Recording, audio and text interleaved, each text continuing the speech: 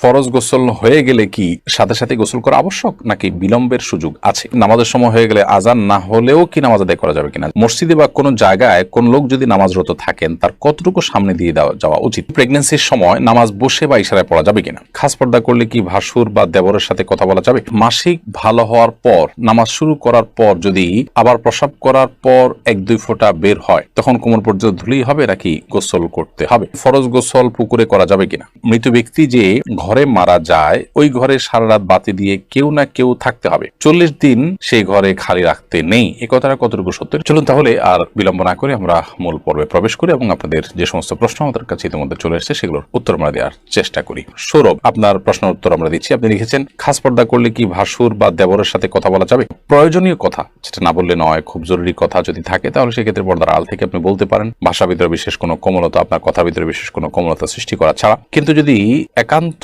প্রয়োজনীয় কথা না হয় তাহলে সেক্ষেত্রে অপ্রয়োজনীয় কথা অবশ্যই অ্যাভয়েড করতে হবে এবং সেটাও পর্দার অংশ। আদি বিআরি থেকে আপনি লিখেছেন, নামাজের সময় হয়ে গেলে আজান না হলেও কি নামাজ আদায় করা যাবে কিনা? যাবে। আজান না হলেও ওয়াক্ত যদি হয়ে যায় তাহলে আপনি নামাজ পড়তে পারেন। মানিশা আয়ান আইআরি থেকে আপনি লিখেছেন, অনেক আগে ঝগড়ার সময় স্বামী তার স্ত্রীকে তালাক দিয়েছে কি না এটি কারোর মনে নেই, এক্ষেত্রে তাদের করণীয় কি? ঝগড়ার সময় তালাক দিয়েছেন কিনা জাস্ট সন্দেহ হচ্ছে, মানে অথেন্টিক কোনো কিছু নাই।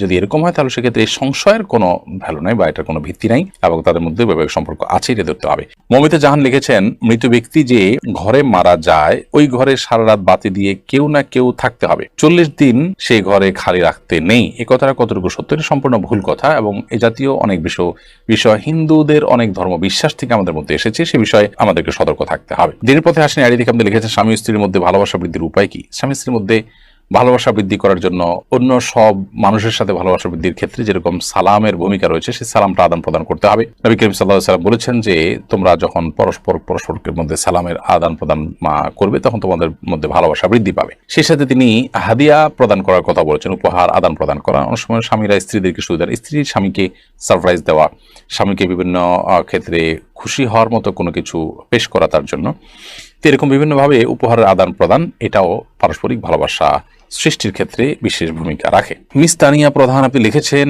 মাসিক ভালো হওয়ার পর নামাজ শুরু করার পর যদি আবার প্রসাব করার পর 1-2 ফোঁটা বের হয় তখন কোমর পর্যন্ত ধুলেই হবে নাকি গোসল করতে হবে?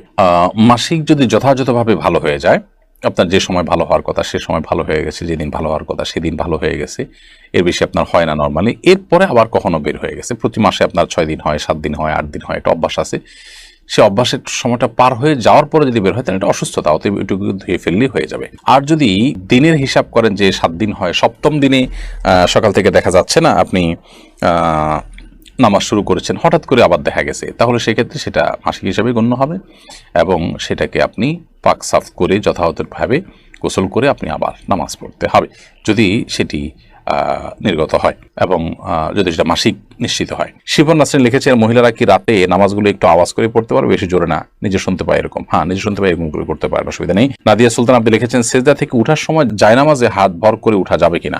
সেজদা থেকে উঠার সময় আপনার মাটিতে বা জায়নামাজে ভর করে না উঠে যতটুকু সম্ভব আপনার সরাসরি উঠা উচিত।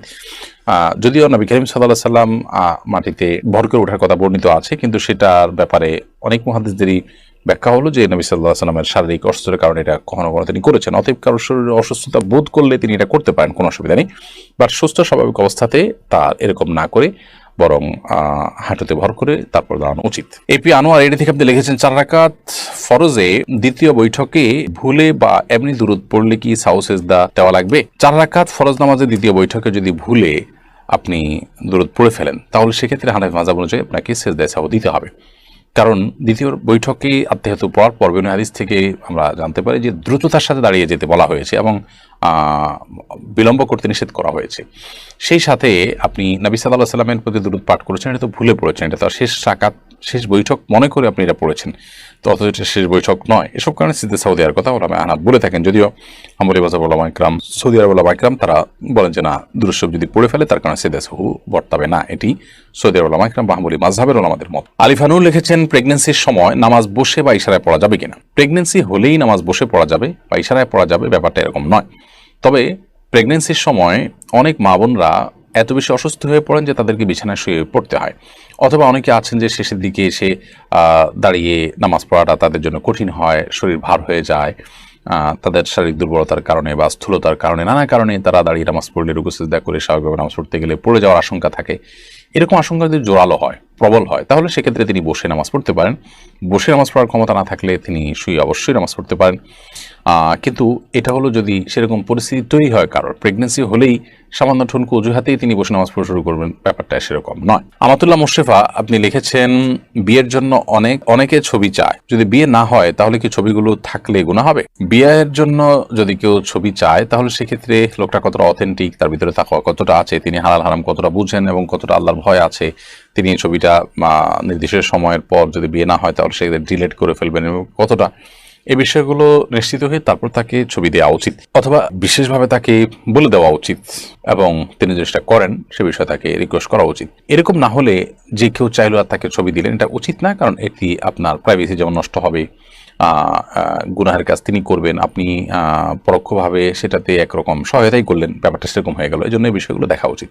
আপনি আপনার চেষ্টা অনুযায়ী, সাধ্য অনুযায়ী চেষ্টা করেছেন, তারপরও যদি তিনি এটি করেন না, ডিলিট করেন, নিজের কাছে রেখে দেন, তাহলে সেক্ষেত্রে ইনশাআল্লাহ এর দায় আপনার আসবে না, তার উপরে থাকবে। এরপরে সাজ্জাদ আপনি লিখেছেন, মসজিদে বা কোনো জায়গায় কোন লোক যদি নামাজরত থাকেন তার কতটুকু সামনে দিয়ে যাওয়া উচিত? মসজিদ বা কোনো জায়গায় যদি কোনো লোক নামাজরত থাকেন, নামাজ অবস্থায় থাকেন, তাহলে সেক্ষেত্রে তার 2 কাতার 3 কাতার সামনে দিয়ে, 3 কাতার পর থেকে তো যেতেই পারবেন, অনেক উলামার মতে 1 কাতার পর, তো তার সিজদার জায়গার পর থেকে আপনি যেতে পারেন, কারণ তার সিজদার জায়গার এরিয়ার মধ্যে গেলে তার নামাজের মনোযোগটাকে নষ্ট করবে, কিন্তু এর বাইরে দিয়ে গেলে তার মনোযোগ নষ্ট করার কথা নয়। তো এই মতটি রয়েছে, তবে এর বাইরে আরেক অন্যান্য আমাদের মত হলো 3 কাতার।